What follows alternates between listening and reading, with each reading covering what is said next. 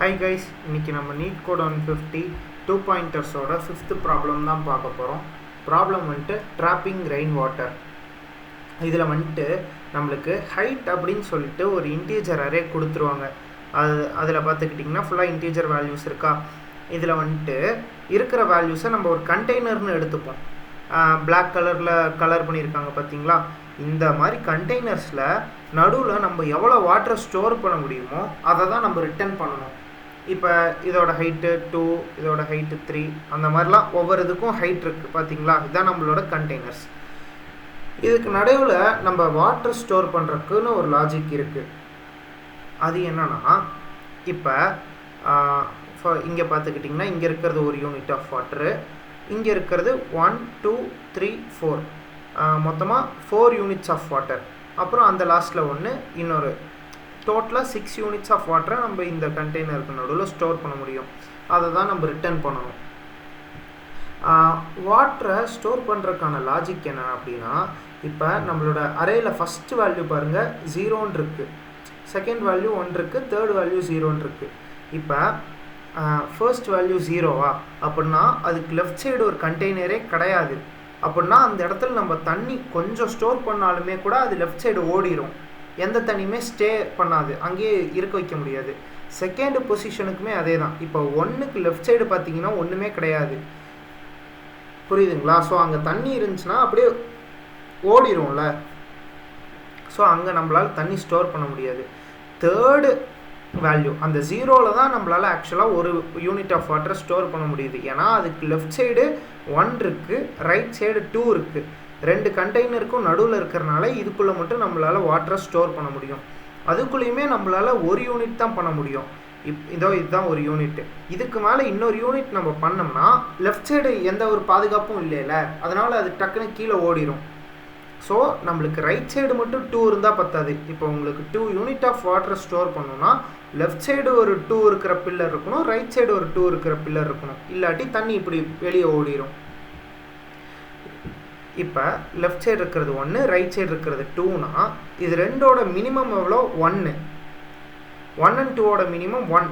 So நம்மளால் maximum இந்த ஒரு யூனிட் தான் ஸ்டோர் பண்ண முடியும் இந்த இடத்துல, புரியுதுங்களா. இந்த இடத்துல 1க்கு மேலே நம்மளால் ஸ்டோர் பண்ண முடியாது. இதுக்கு நம்ம லெஃப்ட் ரைட் அப்படின்னு வந்துட்டு 2 பாயிண்டர்ஸ் எடுத்துக்கலாம், ஓகேங்களா. ஒவ்வொன்றா கம்பேர் பண்ணுறதுக்கு அதுதான் ஈஸியாக இருக்கும். இப்போ 4th எலிமெண்ட் பாருங்கள் 2. இந்த 2க்கு லெஃப்ட் சைடு பாருங்களேன்.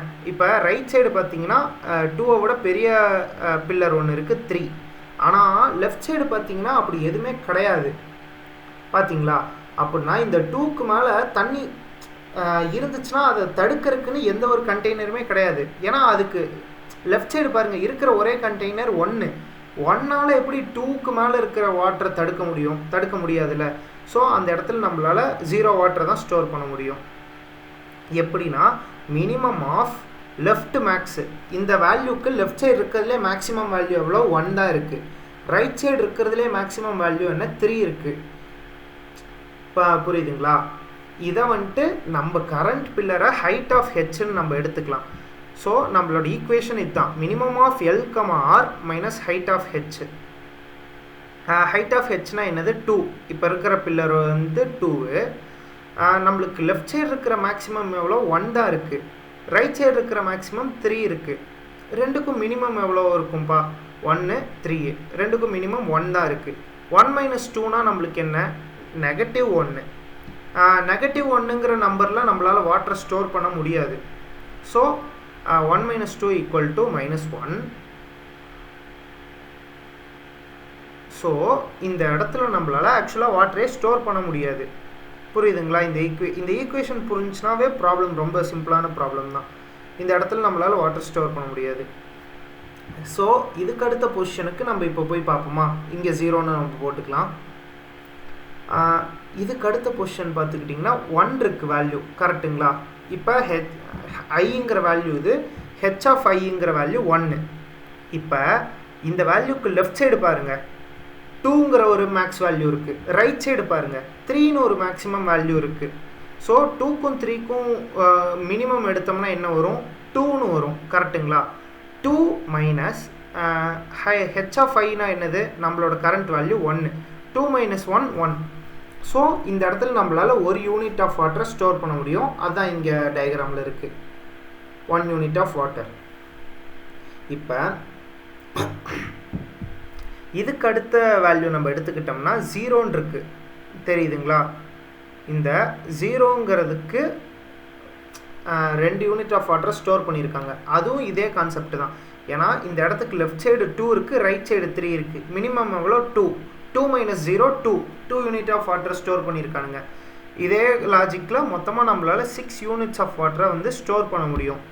நம்ம கோடிங்குள்ளே போயிடலாம். ஃபஸ்ட்டு வந்துட்டு நம்ம என்ன பார்க்கணும், ஹைட்டு. இது ஒரு எட்ஜ் கேஸ் தான், அவனுங்க ஹைட்டுன்னு எதுவுமே கொடுக்காட்டி நம்ம 0ன்னு ரிட்டர்ன் பண்ணிக்கலாம். அதுக்கப்புறம் லெஃப்ட் அண்ட் ரைட் பாயிண்டர்ஸை நம்ம கிரியேட் பண்ணிக்கலாம். ஏன்னா இது ஒரு 2 pointer solution. Left pointer 0, right pointer வந்து லென்த் ஆஃப் ஹைட்டு -1. சாரி, நம்ஸ்னு டைப் பண்ணிட்டேன். ஹைட் -1. ஒரு நார்மல் 2 பாயிண்டர் கிடையாதுல்ல இது. நம்மளுக்கு லெஃப்ட் மேக்ஸு ரைட் மேக்ஸுன்னு 2 வேல்யூ எப்போவுமே தேவைப்படும். இப்போ ஸ்டார்டிங்கில் லெஃப்ட் மேக்ஸ் வந்துட்டு ஹைட் ஆஃப் எல்லும், ரைட் மேக்ஸு ஹைட் ஆஃப் ஆராவும் இருக்கும். போக போக அதை நம்ம அப்டேட் பண்ணிக்கலாம். அப்புறம் ரிசல்ட்டுன்னு ஒரு வேரியபிளை நம்ம கிரியேட் பண்ணிவிட்டு ஒரு 2 பாயிண்டருக்கான லாஜிக் எழுதிப்போம். while L less than R. இதுதான் ஒரு 2 பாயிண்டருக்கான கண்டிஷனு. இந்த கண்டிஷன் பிரேக் ஆச்சுன்னா 2 பாயிண்டரை பிரேக் பண்ணிக்கலாம். இப்போ நம்ம என்ன பண்ணணும்னா, லெஃப்ட் மேக்ஸு ரைட் மேக்ஸுன்னு 2 இருக்குது.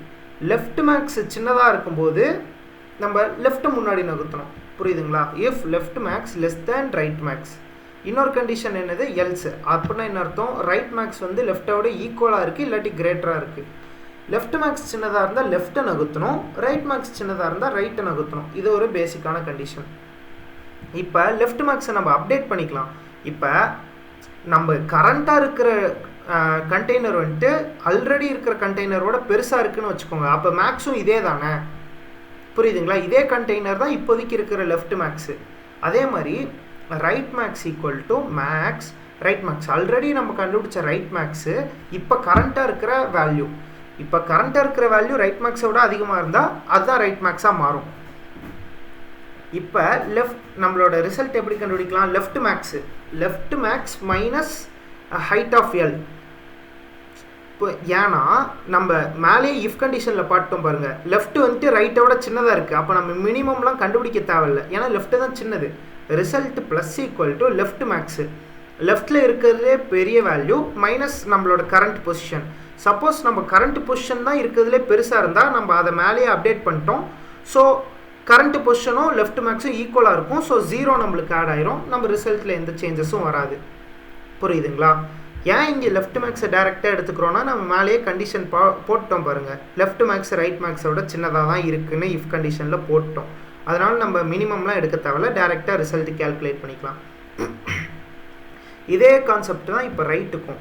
Result plus equal to right max. Right max நம்ம ஏற்கனவே பார்த்தோம். இப்போ கரண்ட் வேல்யூ தான் ரைட் மேக்ஸாக இருக்கான்னு செக் பண்ணிட்டோம். Minus current value. இப்போ கரண்ட் வேல்யூ தான் ரைட் மேக்ஸ்னால் 0ன்னு நம்மளுக்கு ப்ளஸ் ஆகும், இல்லைனா எவ்வளவோ அந்த வேல்யூ நம்மளுக்கு ப்ளஸ் ஆயிரும். ஃபைனலாக நம்ம வந்துட்டு நம்மளோட ரிசல்ட்டே ரிட்டர்ன் பண்ணிக்கலாம். ரன் பண்ணி பார்ப்போம். எஸ், நம்ம சொல்யூஷன் எஃபிஷியண்ட்டாக ரன் ஆகுது. தேங்க்ஸ் ஃபார் வாட்சிங்.